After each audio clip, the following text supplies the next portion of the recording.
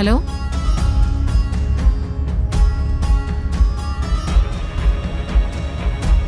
ഉർവശി,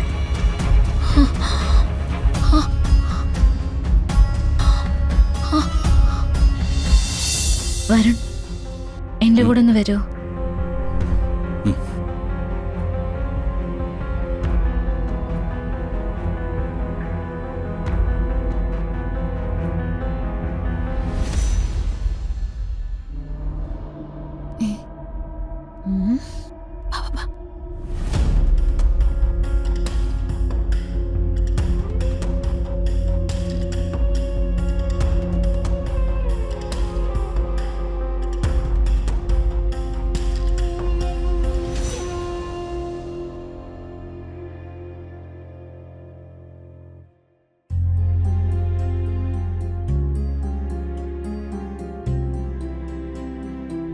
എനിക്ക് കിട്ടിയ ഏറ്റവും വലിയ അനുഗ്രഹം ഈ കുടുംബം.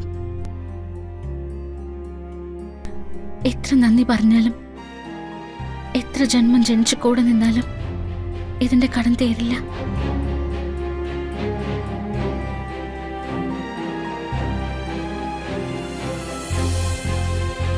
ഈ കുടുംബത്തിൽ എല്ലാവർക്കും അങ്ങയുടെ അനുഗ്രഹം ഉണ്ടാവണം.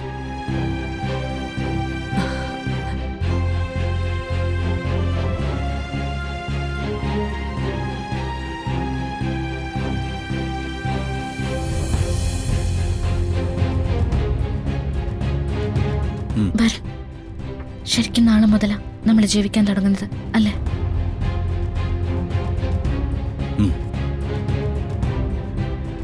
എന്റെ പെണ്ണിന് യാതൊരു ആശങ്കകളും ഇല്ലാതെയാണ് നാളെ മുതൽ നമ്മൾ ജീവിക്കാൻ പോകുന്നത്.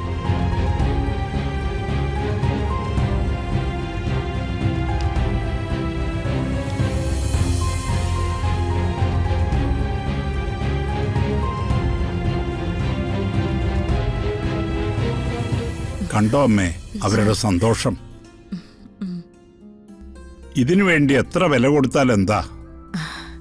പ്രിയങ്കയ്ക്ക് കൊടുത്തതിന്റെ 1000 ഇരട്ടി ദൈവം അവന് കൊടുക്കും. അവന്റെ കഠിനാധ്വാനത്തിനുള്ള കൂലിയായിട്ട്.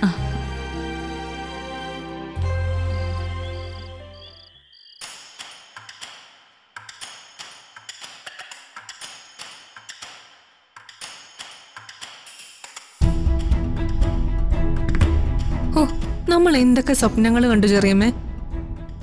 ഒരു സ്വപ്നങ്ങളും ഇല്ലാതെ നടക്കുന്ന ഒരുത്തിയാ രാധിക. നമ്മുടെ സ്വപ്നങ്ങൾ നടക്കുന്നതുമില്ല. അവൾക്കാണെങ്കിൽ നിത്യേന പുതിയ പുതിയ നേട്ടങ്ങൾ വന്നുകൊണ്ടിരിക്കുകയും ചെയ്യുന്നു. എന്താ പറയാ, അനാഥയാണെന്ന് പറഞ്ഞു നിന്ന സ്ഥലത്തുനിന്ന് ഒറ്റ ചാട്ടം അവള് ഗായിക ശ്യാമയുടെ മോളായിട്ട്. സെലിബ്രിറ്റി സ്റ്റേറ്റസാ. ഇതാണ് എന്റെ മകളെന്ന് അവളെ ചേർത്ത് പിടിച്ച് ശ്യാമ മേഡം പുറം ലോകത്തോട് പറയുന്ന ദിവസം ചെറിയമ്മ നോക്കിക്കോ. അവളെ തേടി ഇന്റർവ്യൂക്കാരുടെ ബഹളമായിരിക്കും. പത്രത്തിലും ചാനലിലും ഒക്കെ അവള് നിറഞ്ഞു നിൽക്കും. അങ്ങനെ വരുന്നവരോട് നമ്മളെ കുറിച്ച് എന്തെങ്കിലും ചോദിച്ച ശത്രുക്കളാണെന്ന് അവള് പറയുകയും ചെയ്യും. ഇനിയിപ്പോ പ്രിയങ്കയുടെ ശല്യം കൂടെ അവസാനിച്ചു കഴിഞ്ഞാ ഈ ഭൂമിയിലെ ഏറ്റവും ഭാഗ്യമുള്ള പെണ്ണാ അവള്. നമ്മൾ വിചാരിച്ച ഇനി ഒന്നും നടക്കില്ല ചെറിയമ്മ. ചെറിയമ്മേ, ആ ഗൗതമനെ ഒന്ന് വിളിച്ചേ. എന്തെങ്കിലും ചെയ്യാൻ പറ്റുമെന്നൊന്ന് ചോദിക്കേ. ഗൗതമനെ വിളിച്ചിട്ട് എന്താ കാര്യം? ചന്ദ്രേട്ടൻ സ്ഥലത്തുണ്ടായിരുന്നെങ്കിൽ ഇതൊക്കെ നമുക്ക് മുടക്കായിരുന്നു. പറഞ്ഞിട്ട് കാര്യമില്ലല്ലോ. ചെറിയച്ഛൻ ജയിലിൽ തന്നെ കിടക്കുകയല്ലേ. ഈ കിടപ്പ് കിടന്നാലേ ലോകം അവസാനിച്ചാലും പുറത്തിറങ്ങുമെന്ന് എനിക്ക് തോന്നുന്നില്ല. എന്താ കൽപ്പന പറയുന്നത്? വെറുതെ മനുഷ്യന്റെ മനസ്സ് വിഷമിപ്പിക്കാതെ.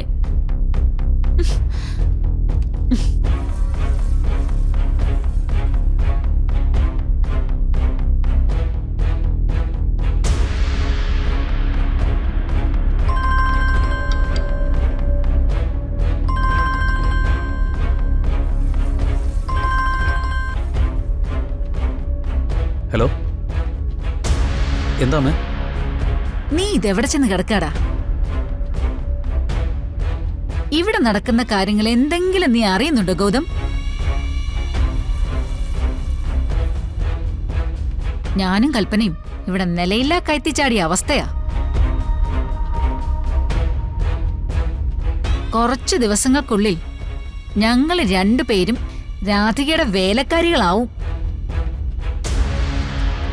അതും കൂടി കണ്ടാലേ നിനക്ക് സമാധാനം കിട്ടുമെന്നാണോ? അമ്മേ, ഈ പ്രശ്നങ്ങൾക്കൊക്കെ ഉത്തരം തേടി ഞാനൊരു സ്ഥലത്ത് വന്നിരിക്കുക. എവിടെ? ഏതെങ്കിലും ആശ്രമത്തിൽ പോയി തപസിരിക്കുകയാണോ? അതെ, ഈ ആശ്രമത്തിലെ മഠാധിപതി എല്ലാ പ്രശ്നങ്ങൾക്കും പരിഹാരം പറയാൻ കഴിവുള്ള ഒരാളാ. ഞാനൊന്ന് കൊടുക്കാം, അമ്മ ഒന്ന് സംസാരിക്കേ. എനിക്കേ ഒന്നും സംസാരിക്കാനില്ല. നീയേ കുറെ കള്ളസാമികളെ കൊണ്ട് ഇറക്കാതിരുന്നാ മതി. അയ്യോ, അങ്ങനെ പറയല്ലമ്മേ. അമ്മ അയാളോട് സംസാരിച്ചു കഴിയുമ്പോൾ അമ്മയ്ക്കത് മനസ്സിലാവും ഒരു പ്രധാനപ്പെട്ട വ്യക്തിയാണെന്ന്. അമ്മ സംസാരിക്കേ. അവനെ ഏതോ ഒരു സാമിയുടെ കാര്യം പറയുന്നേന്ന് തോന്നുന്നു. ഫോൺ കൊടുക്കാന്ന് പറയുന്നു. ആ ഇതിനിടയിൽ കുറെ പൂജയും കൂടെ കഴിക്കാത്തന്റെ ഉറവേ ഉള്ളൂ. എന്തായാലും അവൻ പറഞ്ഞതല്ലേ, ഒന്ന് സംസാരിച്ചേക്കാം. ഉം. ഹലോ,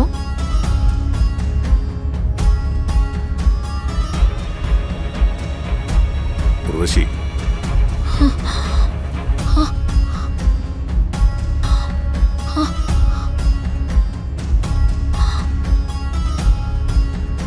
ചന്ദ്രേട്ടാ, ചന്ദ്രേട്ടൻ എപ്പോഴാ ജയിലിൽ നിന്ന്?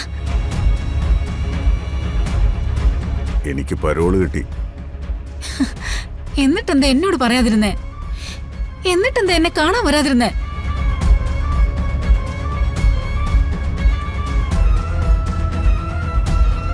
ഇങ്ങോട്ട് വരാൻ ബുദ്ധിമുട്ടാണെങ്കിൽ ഞാൻ അങ്ങോട്ട് വരുമായിരുന്നല്ലോ.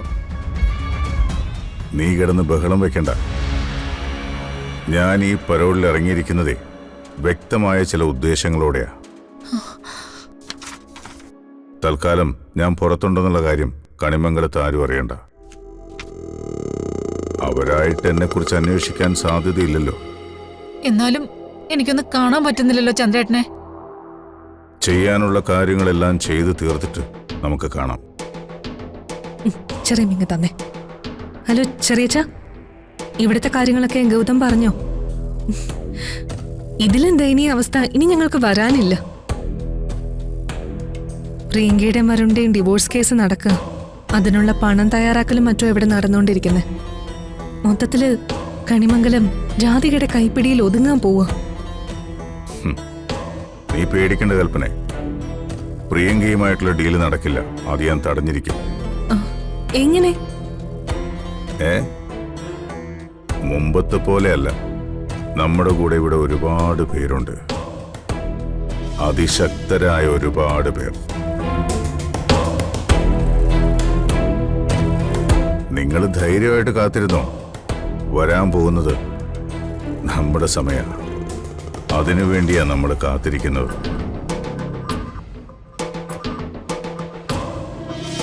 ഞാൻ പിന്നീട് വിളിച്ചോളാന്ന് ചെറിയമ്മയോട് പറ. ശരി.